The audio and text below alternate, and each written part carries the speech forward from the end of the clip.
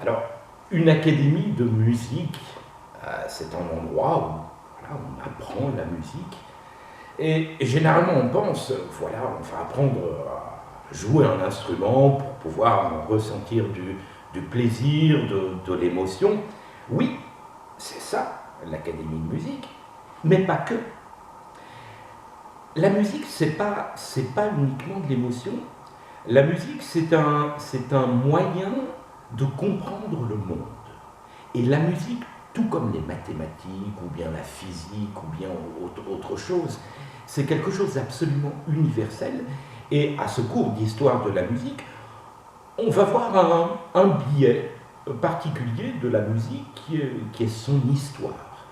Comment la musique a évolué, comment était-on musicien au Moyen-Âge, comment était-on musicien à l'époque romantique, quels ont été les compositeurs, comment ont-ils fait pour composer, quelle a été leur histoire.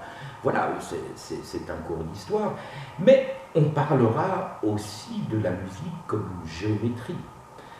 La musique nous permet de reconnaître une géométrie de son et donc concevoir un plaisir. C'est quelque chose d'absolument fantastique. La musique belge, qui a eu énormément d'importance à la fin du XIXe siècle, à l'époque de Léopold II, où vous avez un foisonnement musical en Belgique.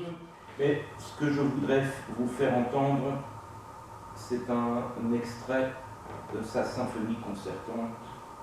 C'est Joseph Jongen.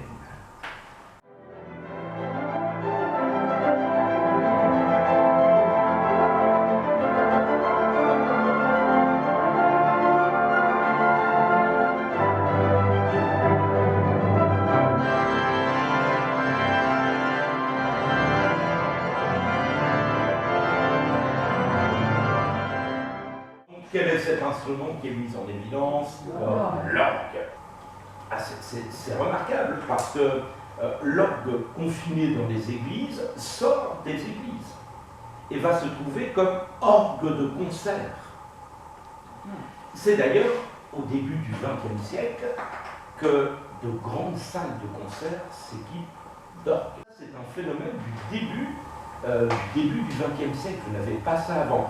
Alors, vous savez qu'il y a eu la grande exposition universelle de Paris pour le centenaire de la Révolution, donc en 1889, et c'est à ce moment-là qu'on va construire, alors je ne sais plus si c'est de 89 ou c'est de 1900, les deux, le palais du Trocadéro à Paris, et l'érection de la Tour Eiffel aussi, le palais du Trocadéro, qui accueillera un orgue de concert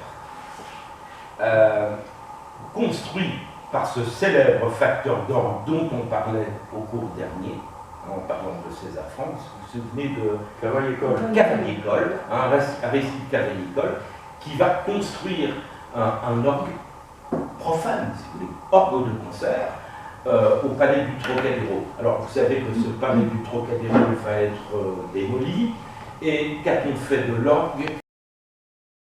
Mais qu'est donc devenu l'orgue du Trocadéro? Pour le savoir, bienvenue au cours d'histoire de la musique.